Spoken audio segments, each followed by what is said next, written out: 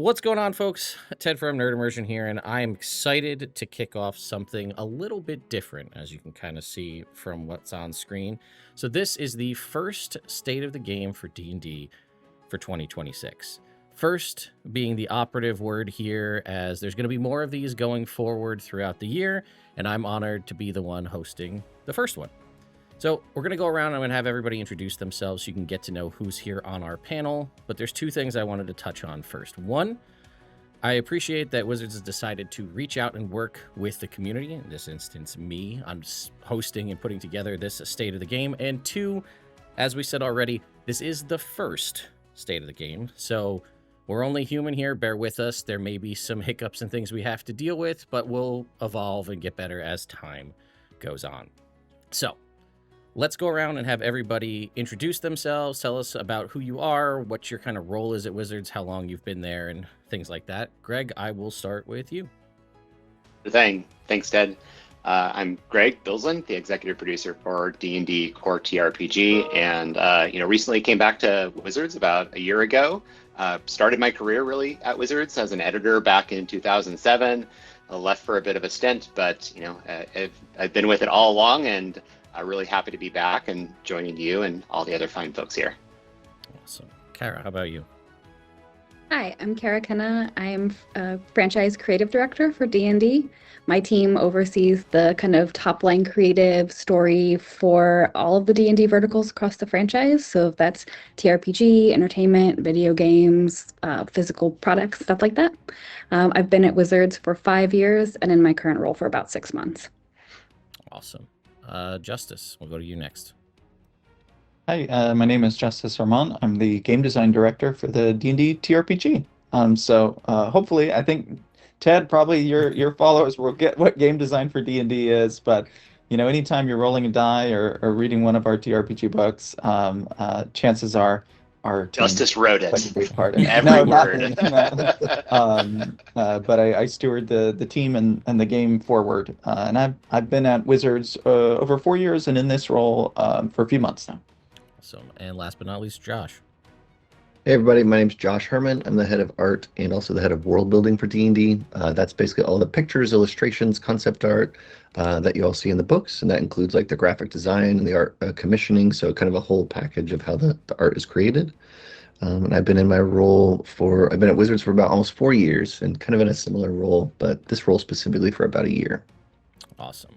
So before we dive into kind of the topics and questions I'm sure everybody has, I thought I'd stop and just say, why State of the Game, right? We've seen posts in the past of roadmaps and blog posts and sort of one-way directed videos from like a D&D Direct and things of that nature. So why go this route as something a little bit different this go-around?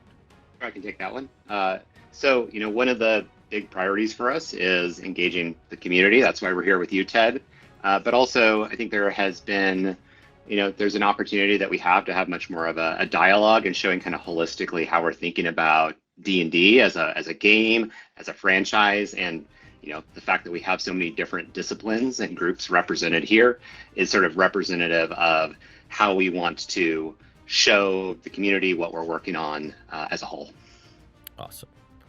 All right, so I think the thing that everybody's going to want to talk about is the roadmap, right? This is something everybody's been clamoring to see what's coming. We have seen a couple of roadmaps already so far this year in the form of partnered content and D&D Beyond, but there's two kind of main things that were at the top of this roadmap that I think people are going to have some questions about. So one is we have a row with some product names and things for D&D, but also this concept of something we haven't really seen before, which is this seasons, right? We see 3 different seasonal names.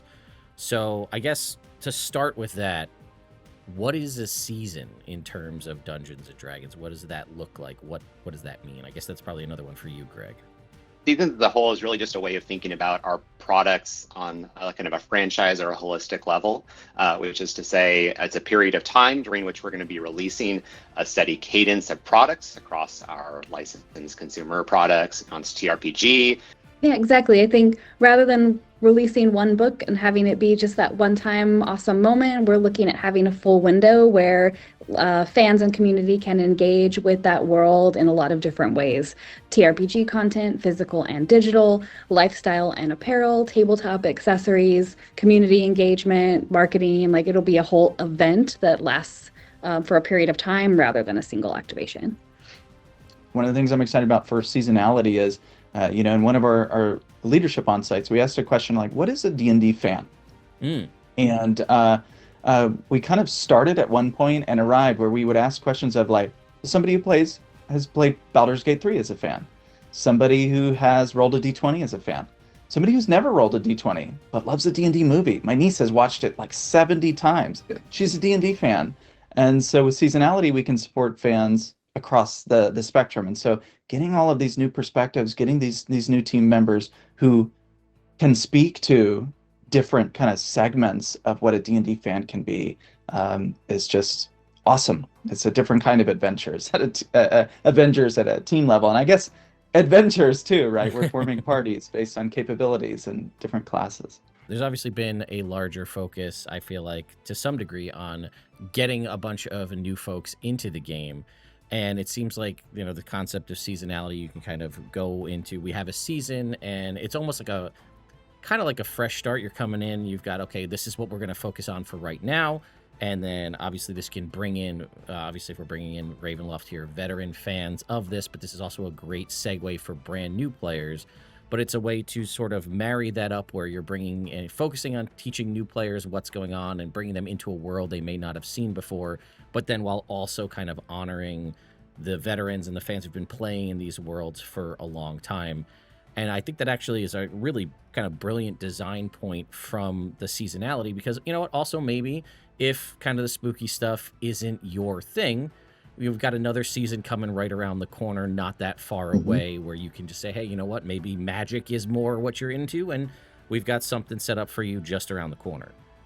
Yeah, if I can chime in there, Ted, that's exactly right. We do view seasons as these opportunities to sort of onboard or on-ramp into the hobby. And while we're still going to every season have kind of our core TRPG product, but what Justice was speaking to is like we do try to think about the breadth of D&D experiences, and as we go further along into seasons, we're going to have different kinds of experiences tailored at different fans based on kind of their experience level with D&D.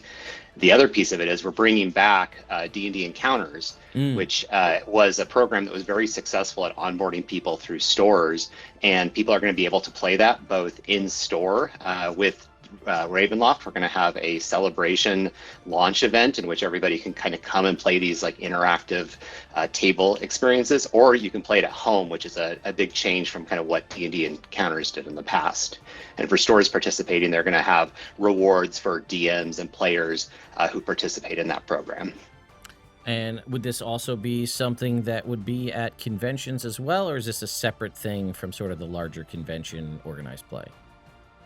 It's separate right now. Okay. We do have, of course, Legends of Greyhawk, Right. and as we're looking ahead, we do expect that we're going to have some kind of seasonal tie-ins, so that, hey, if you're playing Legends of Greyhawk, you might see more adventures coming out that tie into that horror or magic theme as a part of the content being created by the organizers.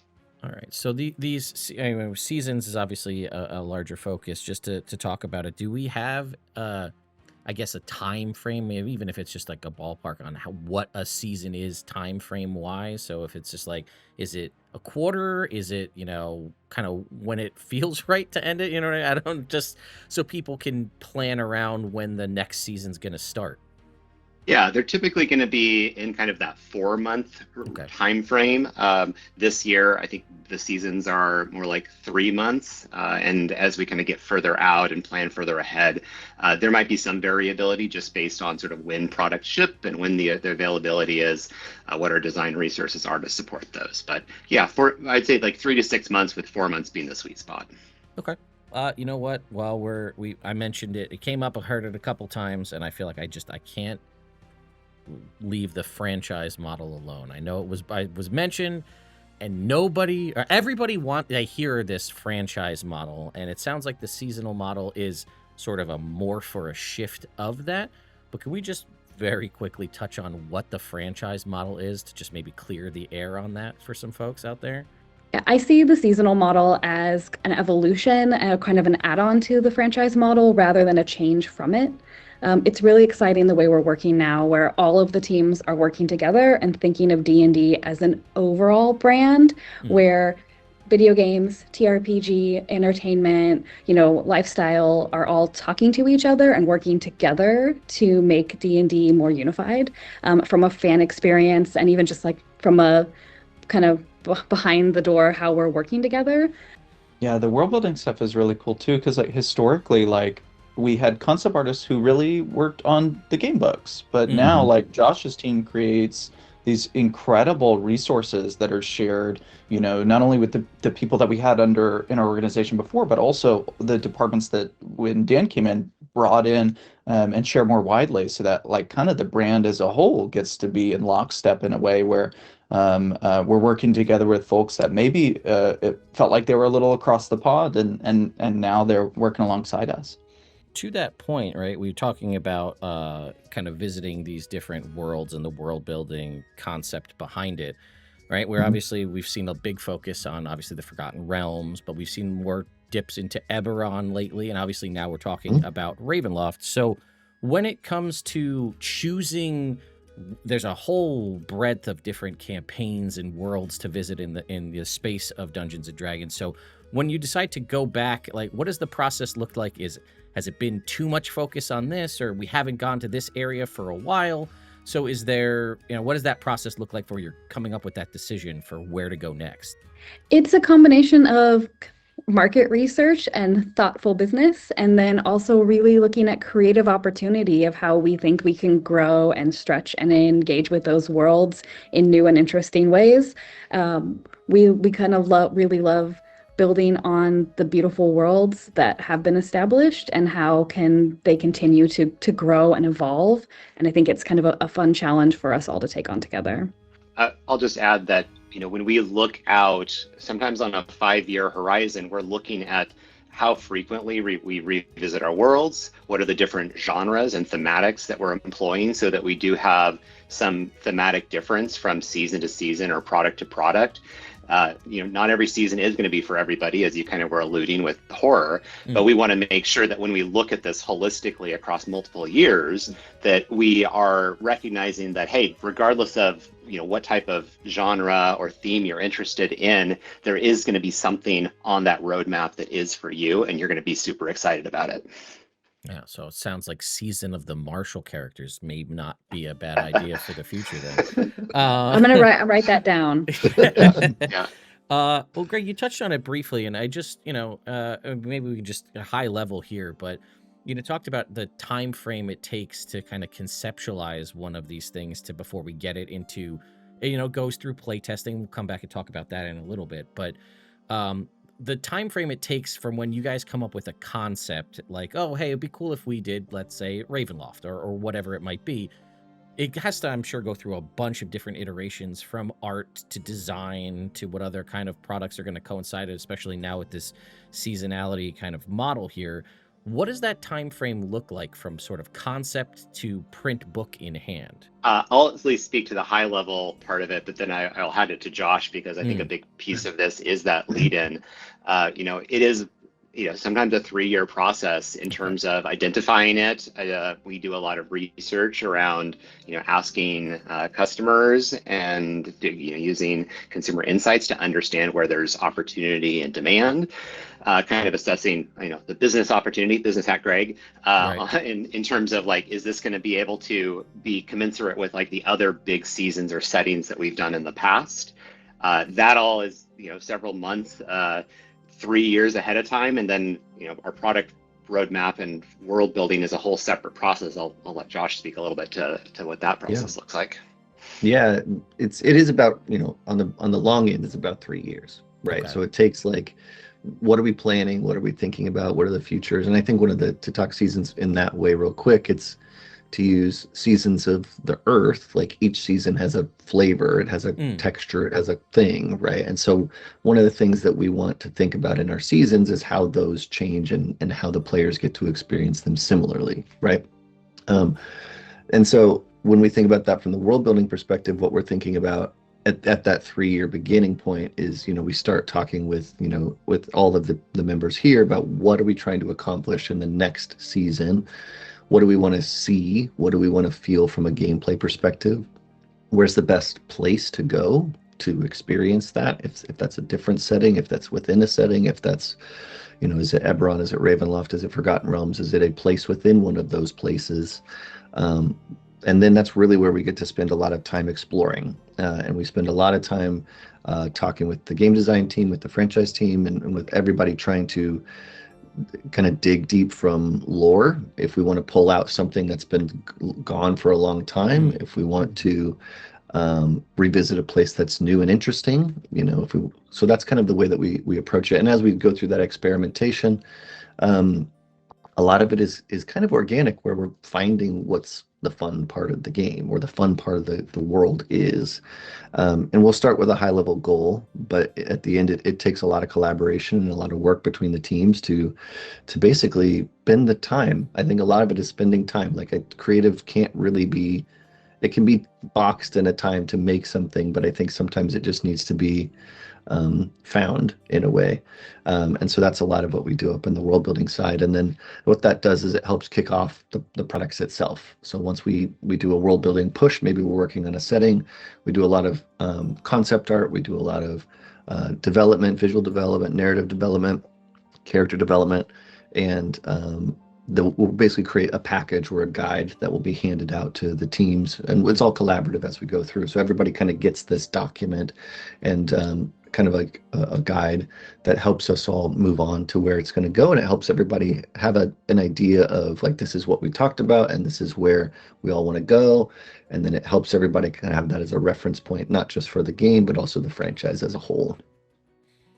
One of the exciting things with world building's evolution is, under this franchise model, is we're building those worlds out bigger and bigger, really to support these like big, exciting products in the TRPG space, but also thinking about all of the things across our franchise, like video games and entertainment. And so there's just so much more story that we're building out and looking at. So there's room for all the things that could potentially exist in a season, and just kind of have more to build on and reveal and be excited about over time.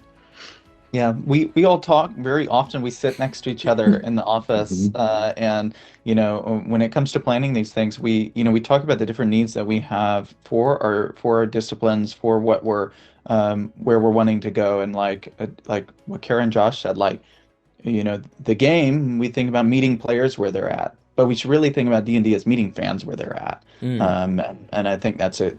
It's kind of the way that this season allows us to do more of that. Well, it's also good. It sounds like, one from, because there's always concern, but it sounds like there's these, creative processes. You're given time to work on them, right? Like, you're saying, maybe up to 3 years, which means there's a lot of effort taken probably before even an inkling makes its way out to anybody out in the community, that there's been a lot of work on the back end. It's also great to hear that it's not siloed, that everybody's working together, so that if one thing might inform, whether that's a piece of art informs a subclass design or whatever it might be, that it all is cohesive, which is, again, something I feel like we didn't have a lot of kind of insight into before, and this little peek behind the curtains helping inform what goes on and what happens with the team before we end up seeing a physical book at some point in the future. Yeah, I think we'll really see that with the Ravenloft product as sort of a first go. I think it is probably one of the most exciting products in terms of marrying like the creative, the amazing art direction from AJ Hanfeld and Wes Schneider, who is the lead for that. And you're going to see these beautiful, bold black pages with amazing, like, vibrant creative. I'm not going to try to speak to it too much because Kara and Josh can probably do a lot better. But I think that's kind of the direction that we want to go. And one of the things when I look at the roadmap ahead, starting like in June, I think it's going to be the most exciting 12 months of D&D that I have ever experienced in my time in the hobby. Okay, Yeah. Well, you did say June, so I just we talked, so just real quick, while we threw it out there, we don't want to just glaze past that. So Ravenloft it's coming sooner than, some people may be thinking, right? So that's a June timeframe, sounds like. Yeah, it's going to be available for wide release starting June 16th, but you can hit up your Wizards Play Network hobby stores and get it on June 2nd. So I know we're not trying to squeeze any extra information out of anybody here, but we got to talk a little bit about whatever we can about this.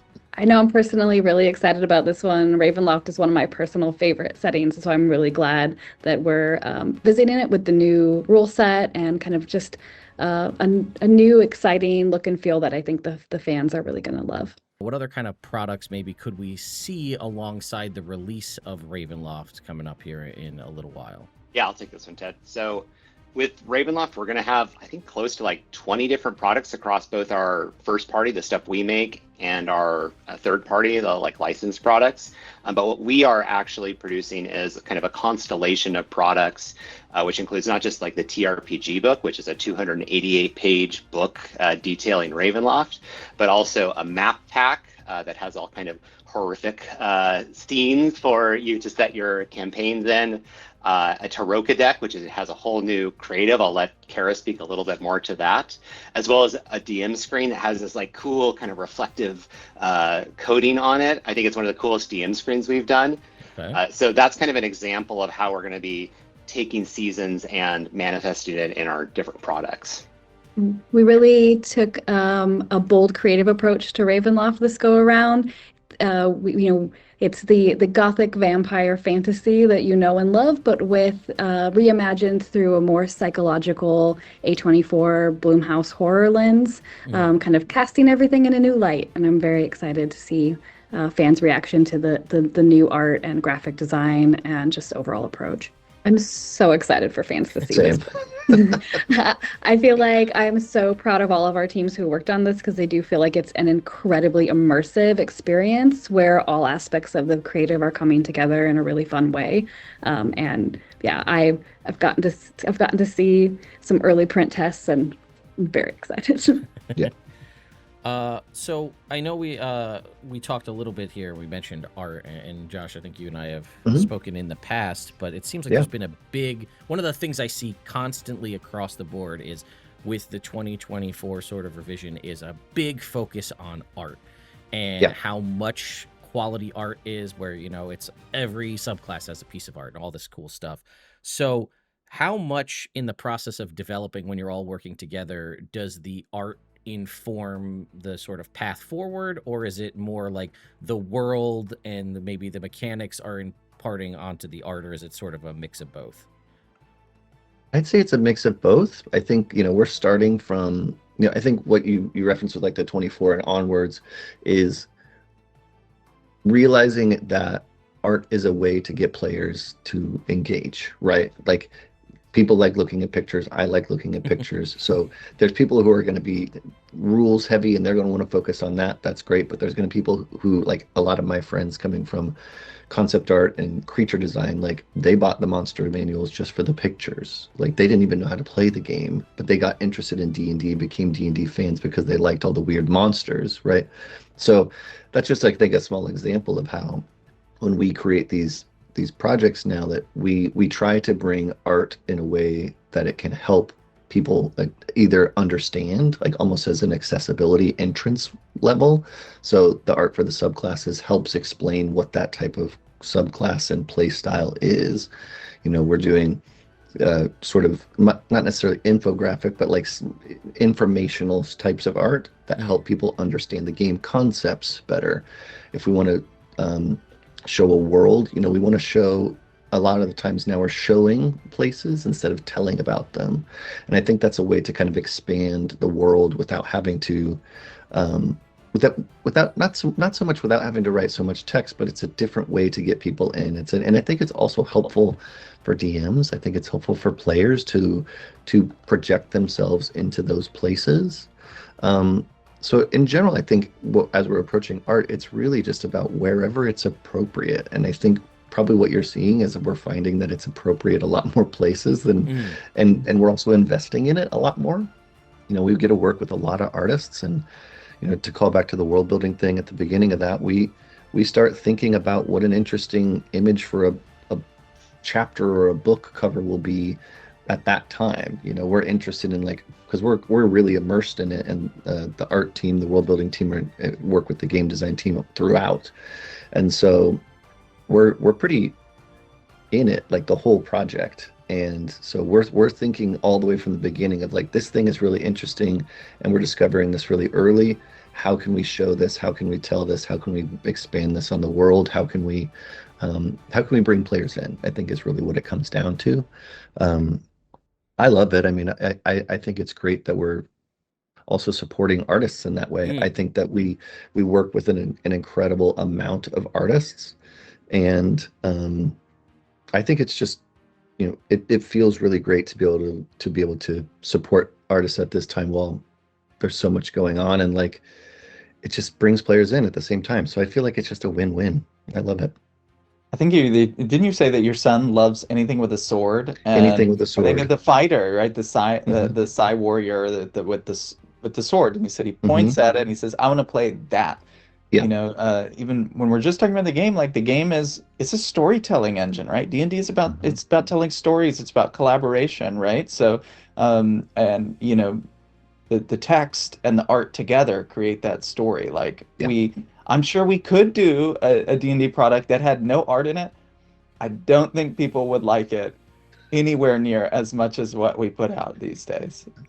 I would not. I Yeah, would not for like that sure. product. We talked a little bit about the collaboration process as we're going through this, so I didn't want to leave out playtesting, right? Because I know there's a bunch of different things from the world of Unearthed Arcana to sort of, you know, in-house kind of playtesting. So just, you know, again, we can go as high level or as into the weeds as you want on this, but the process of something kind of makes its way out into, say, maybe the Unearthed Arcana process, or what goes into what kind of, and this is more to inform the community more than anything. When people are playtesting these products and they want to, everybody wants things to succeed and things to be balanced and useful. Nobody wants to feel bad about a subclass that they play or something along those lines. So when people are looking at and engaging with playtest going forward, what kind of things are you guys looking for as far as informed information, critiques, and comments, so that people know what to do so that they can make the game the best that it could be? Yeah, and that the last thing you said there is so true, that like our game is the best when it's in lockstep with fans, right? There's something so unique about tabletop as a medium where you don't get it kind of in video games. You don't, maybe even not in board games, where the people who are telling these stories, the barrier between a game designer and a dungeon master or a player is very thin, because there are a lot of people who homebrew things, right? Right. They say, I don't like this rule, but I'm going to do it this way at my table because it makes more sense for the story we're telling. So when we get to show our work and say, what do you think about this? People have opinions because they're doing that kind of at the micro level at each of those tables. And so in a way, like playtests are, we're kind of inviting everybody to one big table and saying, what do you think about this? Now, one thing that's cool about the seasons, right, is we can cast kind of more specific nets, right? That we can lean into the theme of a season, and really tell certain types of stories rather than trying to cast the widest net possible in some of the designs. You know, one cool thing about our playtesting that people might not know is we have our Unearthed Arcana, but we actually have other forms of playtesting that we do, some of which are have a lot of playtesters in them, but that people don't get to see. Sometimes we're still accessing. So sometimes we have kind of secret venues, and I'll say like, you know, last year we released a new starter set, and we actually did a form of playtesting that was really almost like focus testing, where we had different groups of players come in, and we would watch them play through, you know, not finished materials live. And we had like families with kids, and we had like a group of people who'd never played D&D before, people who were like, I'm a huge board game fan because I've played Trouble before, and baby, I'm coming to your table and I'm gonna play some D&D. And it's really interesting, something I think about all the time, about like, who is the person seeing this for the first time. I remember like one group, there was somebody who they went to roll their D20, and they said, oh man, it's like in Baldur's Gate when that thing starts spinning on the screen, and it's like, oh, they Yeah. didn't know that was a die, like Yeah. they didn't know this polyhedral Mhm. dice. They'd never seen it before, right? Because if you've only ever played Yahtzee or Trouble, you know what a D6 is, and when you think of a dice, if you go to your phone and you type in an emoji and you type dice, it's not going to pull up a D20. It pulls Right. up a D6, right? That's Mhm. what people think of when they think of a dice, of dice. There's a So goal. we We got to get our D20 emoji. That's Yes, exactly. There you Good go. goal. We should. So yeah, go to the Discord. I bet there's one. Um, but there are kind of all these different players, like players that like, and it was so insightful to see such a wide range of like people who are very steeped in D&D, people who are DMs who like to use starter sets to teach it, people who were school teachers who wanted to run D&D clubs, and seeing kind of like how vast the fan base is, and thinking about, oh man, how can we make something that they're going to love? Like, how can we make it easier for them to get into the game? How can we remove barriers, to help them find a group, or be able to put something on D&D Beyond so that they don't have to, pull out a physical character sheet and maybe write it down and do the math. We can just do the math for them and get them playing faster. Because that's kind of where the magic is, right? Is when you're playing, when you're engaging with it, when you're playing a video game, when you're watching the D&D movie, like all of these things together. So we have a lot of different methods to play test, and to Greg's earlier point of like, and Josh's, of how long can something take? Sometimes things show up in playtests that maybe you won't see it for a while, and that doesn't mean that you're not going to see it at all. So there's still hope for those of you from whichever Unearthed Arcana. Maybe it's still coming. You don't know. It could be. And sometimes they change. They morph into something else. And we get the feedback, and somebody says, "I really love this as a feat, but doesn't it make more sense if it's part of a subclass?" And then one day it shows up in one of the subclasses. I did want to start to kind of wrap things up here. So we talked a little bit about feedback. So obviously for folks that may be watching this, you can feel free to either go over to the D&D Discord or leave comments about it here, and maybe we'll be able to address those in future state of the games if there's an opportunity presents itself. But as far as kind of final thoughts, words, or other ways people would find to maybe engage and provide feedback, I guess I'll just kind of go around and close it out, and I'll start with you again, Greg. Or you know what? I'm going to end with you, Greg. How about that? We'll go around. Kara, what else would you like? Kind of final thoughts for everybody to know about, or things you want to make sure we get mentioned before we close out here. The thing I'm most proud of and love about working here is that you can, as a fan of D&D, you get to be a part of our story unlike any other brand. And so I really, really love this opportunity to offer more for our fans, and just better ways to step into our world how you want to, and just really looking for ways to connect, because I think that is what D&D offers that no one else does. Right, Justice, we'll jump over to you. Oh, parting advice, thoughts, something you're excited about, Recipes. I'm excited about it all. I'm just excited in general. So I look forward to meeting everybody where they're at and seeing what they think. And the big thing is, let us know what you think, right? Fill out your UAs, go to our hubs and leave comments. Let us know, because when you let us know, we do make decisions based on your feedback. Sometimes it takes a little while, but we watch, we listen. So yeah, let us know. Josh, how about you? Yeah, I'm just going to say injustice there. I think we're all super excited about what we're working on, what we're revealing here and talking about and beyond. Like, we're talking years. We have a lot of really exciting stuff we're working on, and we are super stoked about it all. And I mostly just want to hear from you. Like, we're excited to talk and engage, but I would like to hear from you, and whether that's in the Discord or commenting on this channel or wherever. We look and we listen, and we're excited to hear about what you say. So tell us what you think, honestly. And Greg. Yeah, thanks, Ted. I said it before, but I do think that we are going into what will be one of the most exciting periods, and even the next 12 to 16 months for D&D. I hope that we'll have the chance to have more of these and talk in more detail about some of the products and seasons that are coming. With regards to feedback, I looked at every piece of feedback on Discord in our product feedback corner. So if for the recent products that have come out, so if you do have feedback on our products, that's a great place to put it. I will read it. Or leave a comment or question here, and we'll try to get to it in the next one of these. All right. And, obviously, like we said, we saw the roadmap. Things are going to be coming. June is when we'll see Ravenloft in the future. And then, obviously, just keep an eye out as more things get closer as the year goes on. Maybe Gen Con.